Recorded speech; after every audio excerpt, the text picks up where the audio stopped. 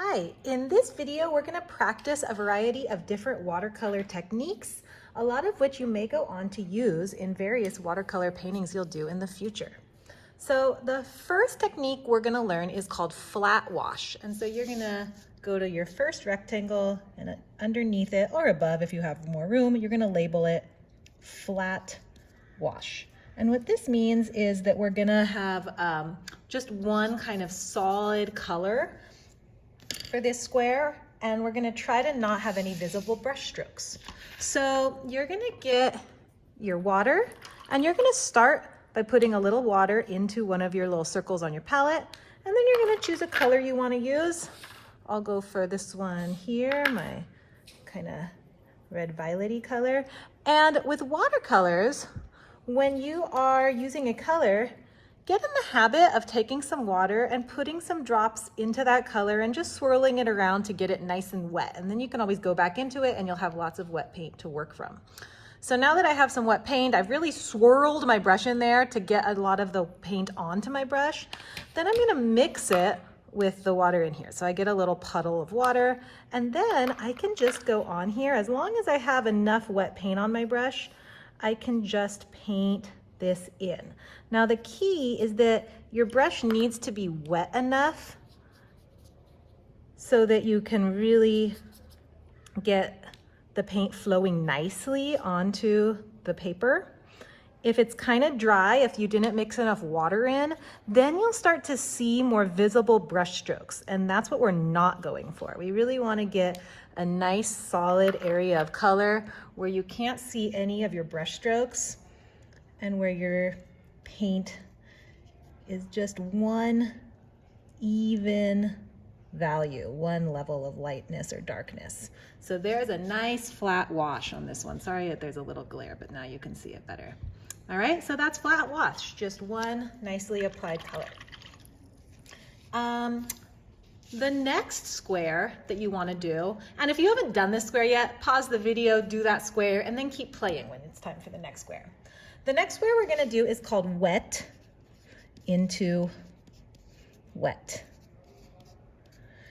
This is kind of a fun one. So for this one, think ahead of time about what colors you want to use, but before you do anything with your colors, you're actually going to put a layer of water down on your square.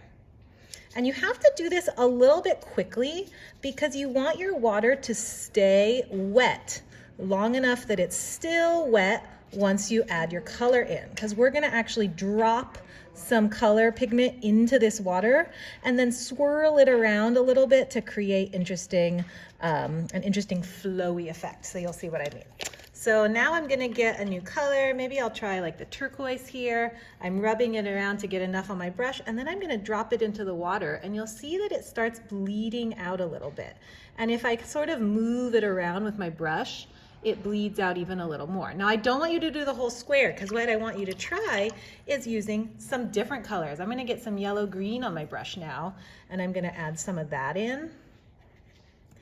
And then maybe you could just do it with 2 colors, or you could do it with 3. I'm going to add some yellow also. And then I'm going to go back in again with my turquoise and maybe add some in a different place. So you're mixing together like 2 or 3 colors, and then once you have them down, you can sort of manipulate where the colors go. And because it's wet, it'll sort of flow nicely together to create almost like a tie-dye looking kind of effect. Now, depending on how much you want them to blend, you can move your brush around more, but you don't want to start moving it around too much, because if I just painted everywhere, the colors would just become one solid color that was a mix of like whatever colors you put down. That's what you don't want. You want to just manipulate it enough that you create a flowy, sort of swirly, oceany looking effect. So that is called wet into wet. That's because you're putting wet paint down first, you're putting wet water down first, and then you're adding wet paint into your wet water. Wet into wet. All right, once you've had a chance to do that one yourself, the next one that we're going to do is called gradation. For this one,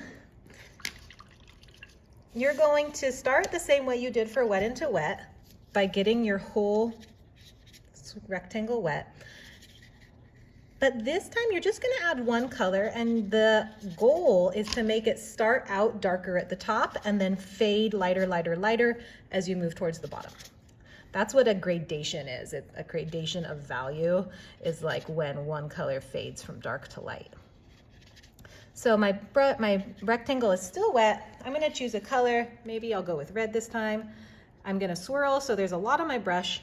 And then I'm going to start up at the top, and I'm gonna carefully rub my brush along that top line so that I get a nice crisp line along the top and maybe partway down the sides. But then you can see it's already sort of creating the gradation for me. My paint's bleeding down, but I'm gonna sort of help it along the way. I'm gonna move that paint down further with my brush.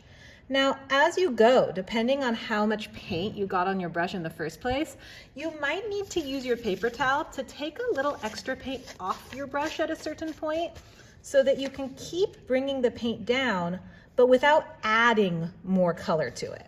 So I'm gonna clean mine off again, and that's how you're gonna get it to fade lighter, nice and evenly, but without having the color go too far down. So there's your gradation. Now you have your first 3 done. The next technique is similar to this one. We're gonna do a gradation, but instead of one color from dark to light, we're gonna do a gradation where one color fades into another color. So we're gonna call this one gradation 2 colors. So this time, say I want to start with red again, but this time I want to fade it into my red violet. Oh, first, before I put anything down, I'm still going to start by just putting water down first. That's a really common technique you'll find with watercolor. You very often get your paper wet first before you start adding your color. Not always, but often. So I'm getting this wet first, and then I'm gonna start the same way I did for my gradation, where I'm taking some red on my brush, I'm adding it in up here at the top, and bringing it down a little bit, just kind of loosely at this point. Then I'm gonna choose my other color. I'll do my red violet right here. And this time I'm gonna put this color starting at the bottom. I'm rubbing my brush carefully on the edge so I have a nice clean edge on the outside of my square.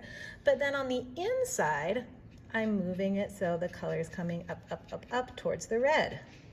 Now at a certain point, the colors are gonna kind of meet, but you're not done yet. In order to get a really nice fade of one color to another, I recommend cleaning your brush off in the water, drying it off a little bit quickly, and then with a clean brush, doing some back and forth motions in the middle, and this is gonna really help your colors fade together. Not everywhere, because you want this to stay red violet and this to stay red or whatever colors you use, but just in this middle area. That helps them blend. So now I have my gradation of 2 colors. Okay, so this is what we've done so far. For this next square, you are actually, whatever one of these was kind of most challenging for you, you're gonna try it over again, one time on this square. So maybe the gradation was hard for you. You're gonna try it one more time. The reason we're trying it one more time is because we're actually gonna end up layering something on top of this one. So we're not gonna label it anything yet, but I'm gonna do a gradation, and then later I'm gonna go back and do a layering technique on it. But it's a good opportunity, since you're doing like another background color, to practice one of these again. So I'll do a gradation. This time maybe I'm gonna do blue. So I'm starting at the top. Oh, it's more like a blue violet, that's cool.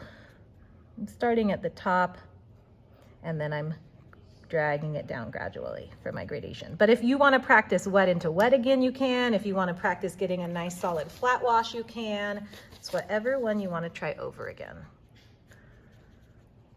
And then I'm not labeling this. I'm gonna let it dry for a little bit, and then I'm gonna come back to it. Okay. For this one, we are gonna label it blotting.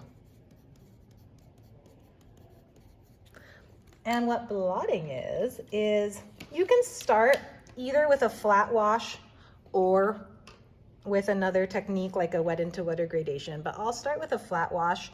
Maybe I'll do sort of a green for this one.